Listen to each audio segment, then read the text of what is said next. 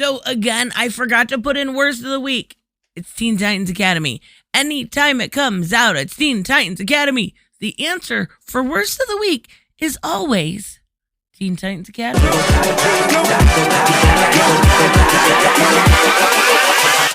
Hold up.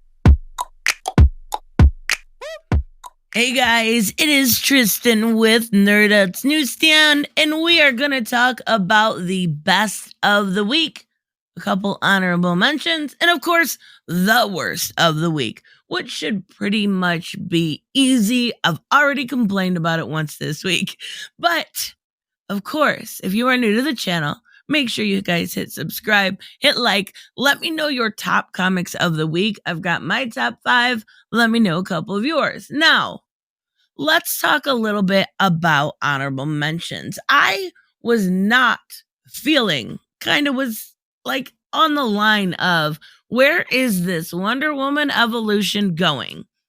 Until we got this issue, which would have been number 3. Stephanie Phillips is finally bringing it together. I have from the beginning loved Mike Hawthorne's art, but this has kind of just been, okay.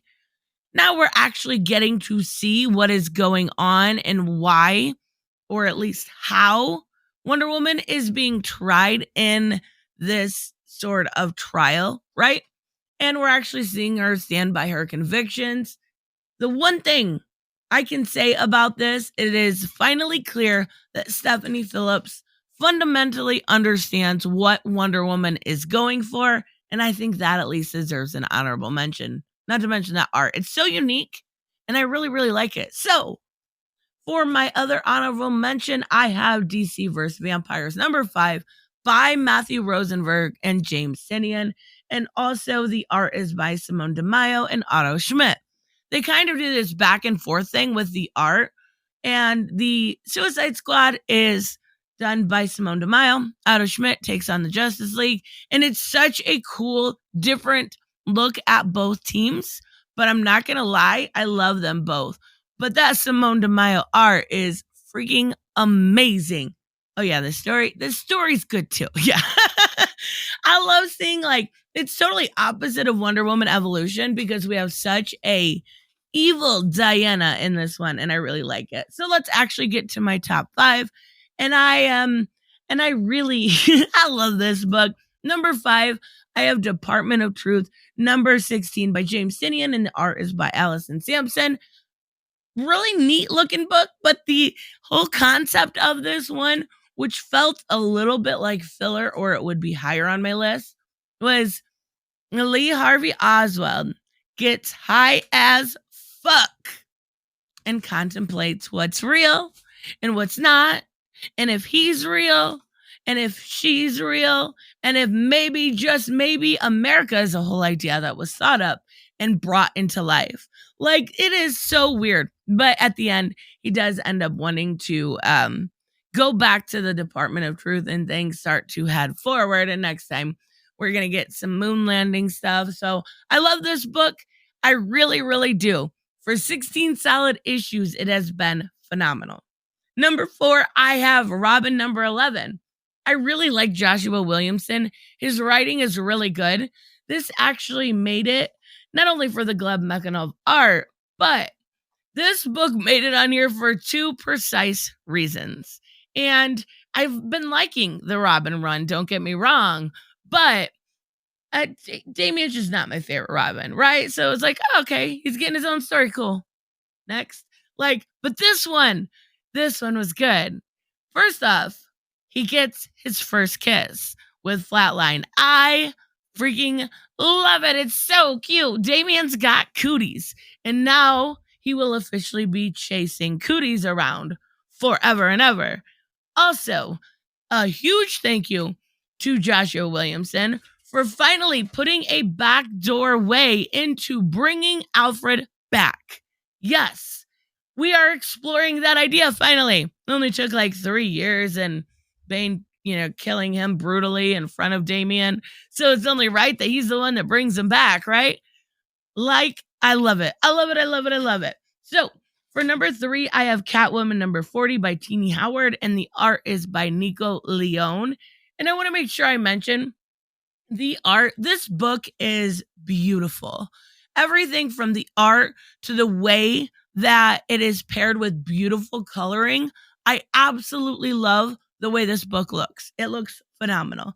But I wouldn't make it on my tab list just for looking good because the story is amazing. There was a weird twist in this one. So it's like, the mob bosses, they are all kind of out for each other's head. And the one is going to basically betray the other, but he may also be his true love. And it's just this weird twist that I really liked. I like this Selena Kyle. I loved Rom V writing her, don't get me wrong, but we're getting the girly girl now. And I kind of love the girly girl. Great book. Number 2. I don't know what to say about this one. I don't know where this is going. Saga 56 by Brian K. Vaughan and Fiona Staples. So this book was great. They get taken over by the pirates. They come to a conclusion that, I scratch your back, you'll scratch my back. Until, maybe one of those backs are connected to some wings. And maybe somebody doesn't like the wings. And then threatens, I'm not even kidding, threatens that if they can't see the other one's back, they would rape the children to death. I don't know where this is going, but what? I feel like this book was gone for 3 years and now you've got me all fucked up in the head wondering if I should read it anymore. I'm not dropping it. Don't get me wrong. I'll give it a couple more issues, but what? We clearly want to go super evil with this. Super fucking evil. And that trigger warning would have been nice beforehand, but you know what? A softy SJW snowflakes can handle it. Anyways, so number 1, I love this book. I love this book so much. Radio Apocalypse number 2. Rom V, and the art is by Anand K.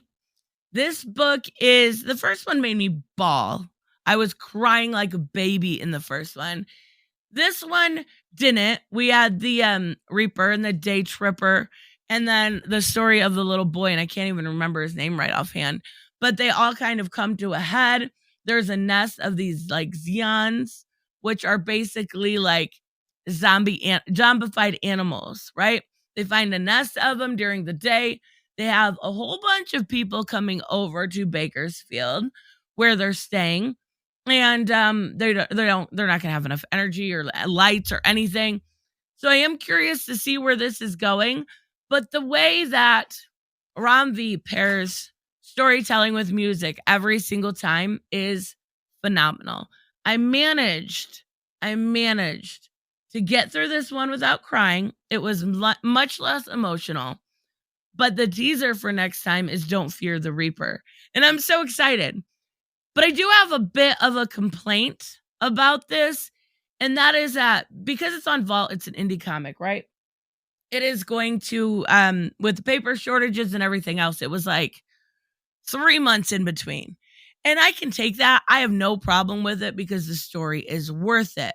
But my biggest problem here is you need to keep fans that are, I guess the best way to put it is more normie fans. You got to keep your schedule at least relatively consistent, right?